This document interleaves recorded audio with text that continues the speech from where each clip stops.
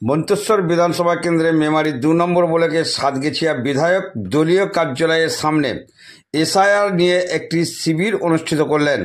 রবিবার এই শিবির পরিদর্শন করলেন মন্তেশ্বর বিধানসভার বিধায়ক তথা রাজ্যের গ্রন্থাগার মন্ত্রী সিদ্দিকুল্লাহ চৌধুরী।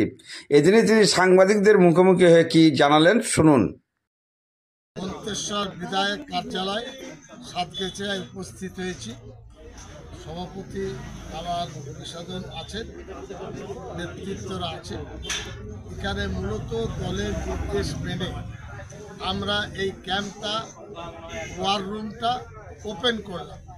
উপরে ছিল রাস্তার ধারে, এখানে 8টা থেকে সন্ধ্যা 5টা, আমরা 7টা থেকে সন্ধ্যা 7টা পর্যন্ত ওপেন করব। মন্তেশ্বর ব্লকের 10 জন কর্মী আর মেমারির 10 জন, এই 20 জনের ডিউটি অল্টারনেট হবে। তারা বসে এখানে ডিউটি দেবে।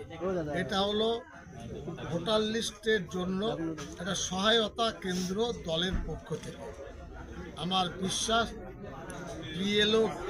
বিএলএ 2 যেভাবে পাড়ায় পাড়ায় কাজ করছেন বিএলওর সাথে আশা রাখি এই ওয়ার রুম আরও ভালো কাজ করতে পারবে। আচ্ছা, এসআইআর চলছে মন্তেশ্বর ব্লকের, মন্তেশ্বর বিধানসভার মধ্যে আপনাকে সাতগেছিয়া বেশি দেখা যাচ্ছে, মেমারি 2-এ মন্তেশ্বরের দেখা যাচ্ছে না, কম দেখা যাচ্ছে, এর কারণটা কি?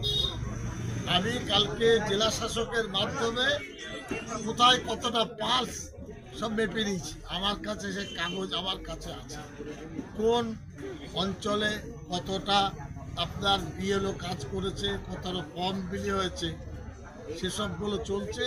এই ক্যাম্পের মাধ্যমে জানান দিতে চাইছি, কারো সমস্যা হলে তারা আসবে। কোথাও দেখা যাবে না যাবে, আমি এখানে আছি, কেউ যদি বলে ওই বড়া পরিসরে দেখা যায় না কেন, কেউ যদি বলে সাতগেছিয়া 1-এ দেখা যায় না কেন, তার উত্তর আমি কী দেবো? আমি তো দেখা দেওয়ার জন্য এটা ওপেন করছি। এই ক্যাম্পটা কি মন্তেশ্বর বিধানসভা কেন্দ্রিক দলের নির্দেশ। অভিষেক ব্যানার্জি অফিস বলেছেন বিধায়ক হিসাবে আপনি ওয়ার রুম করুন। আমরা 2টো পার্টে ওয়ার রুম করলাম। আপনাদের মাধ্যমে কেউ যদি সাহায্য চান এখানে আসবেন। আর এই ফর্মটি আমি একটা অরিজিনাল তার কাছে আছে, ফর্মটি যে ফিল আপ করলাম। এটা হলো সুচাঁদ সেন, উত্তর পূর্ব 8তলা, উত্তর পশ্চিম 8তলা, ক্যানেলের সমগ্র দক্ষিণ পাড়। এনার 1/1/1974 জন, এটা আমি ফিল আপ করলাম। এনার মোবাইল নাম্বার, এর অভিভাবক, এর স্ত্রী, এসবগুলো পূরণ করেছি। কর্মীদের বলবো ঠান্ডা মাথায় এগুলো করবে, ডবল রাইটিং করবে। আপনি প্রেস মিটে বলেছেন যে গাইডলাইন দেওয়া হয়েছে সেই গাইডলাইনের মধ্যে এটা পরিষ্কার নয় যে বিএলএরা কখন কার বাড়িতে যাবে বা সেটা এখন আমি বলছি। উচিত ছিল বিডিও অফিসে একটা জিওগ্রাফি মানে ম্যাপ তৈরি করা, কোন বুথে তারা কবে যাবে, তাহলে মানুষ আশ্বস্ত হতো। কেউ বর্ধমানে কাজ করতে গেছে, কেউ কাটোয়ায়, কেউ কলকাতায়, বাড়িতে হয়তো তাও বউ বা তার মেয়ে আছে, মা আছে। এখন যদি জানেন যে এই তারিখে আসবেন, তাহলে সশরীরে তিনি থাকবেন।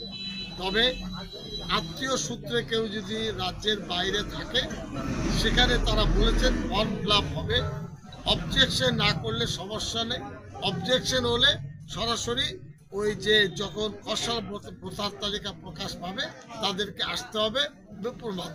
বিভিন্ন জায়গা থেকে খবর পাওয়া যাচ্ছে যে এসআইআর আতঙ্ক নিয়ে মানুষ অসুস্থ হয়ে পড়ছেন, কোথাও কোথাও মৃত্যু হচ্ছে। আমার বক্তব্য হলো এটা তো ডান হয়েছে এবং শেষ মাথায় পৌঁছাবে। এটা নিয়ে আমরা চাইবো না আতঙ্ক বাড়ুক। বিজেপি এমন ভাবে আবহাওয়া তৈরি করছে, মনে হচ্ছে একটা যুদ্ধ হচ্ছে। এই মৃত্যু নিয়ে বলছে বিজেপি, বলছে তৃণমূল রাজনীতি করছে, যে কোনো মৃত্যুকেই বলছে স্যার আতঙ্কে। আমার বক্তব্য যে বলেছে তাকে বলুন, সে কবে মরবে না মরবে তাকে জিজ্ঞেস করুন। বিরোধী দলনেতা শুভেন্দু অধিকারী বলছেন যে এর আগেও এনআরসি প্রসঙ্গে এরাজ্যে দাঙ্গা বাঁধিয়েছিলেন মুখ্যমন্ত্রী মমতা বন্দ্যোপাধ্যায় এবং তার মন্ত্রী সিদ্দিকুল্লাহ চৌধুরী। কি বলবেন? শুভেন্দু ভালো পরিবারের ছেলে, তার বাবা ভাবত।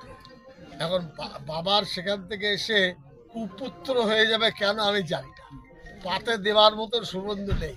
ওই তিলক লাগিয়ে আর জয় শ্রীরাম বলে তার মানটা তিনি মাটিতে মিশিয়ে দিয়েছেন। তাকে জিজ্ঞাসা আরে তৃণমূল বলছে যে আমরা একটা ভোটারও বাদ দিতে দেবো না, একটা ভোটার মেনশন করছে, বিজেপি বলছে মৃত ভোটারও, যে ভোটার লিস্টে মৃত ভোটারও আছে সেটা টিএমসি কথা বলেনি, কেন মিথ্যা কথা বলছো? টিএমসি বলছে জেনুইন ভোটার বাদ যাবে, কে মরে গেলে গেছে। চলো।